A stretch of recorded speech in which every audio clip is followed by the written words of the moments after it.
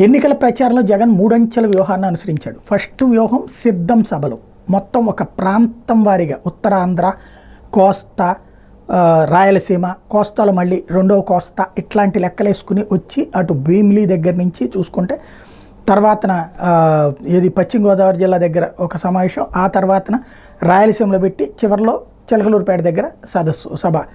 సిద్ధం సభలు లక్షలాది మందితో 3 లక్షలు, 6 లక్షలు, 9 లక్షలు, 12 లక్షలు ఇట్లాగా సంఖ్యను పెంచుకుంటూ డబుల్ చేసుకుంటూ పోయారు.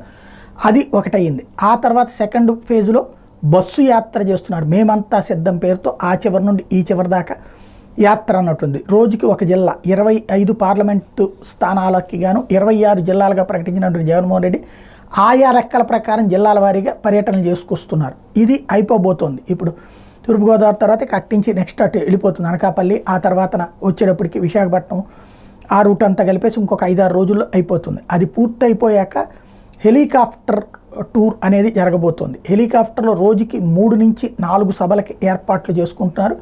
పొద్దున 10ంటికి ఒకటి, 12ంటికి ఒకటి, మధ్యాహ్నం 3ంటికి ఒకటి, 5ంటికి ఒకటి ఇట్లాగా.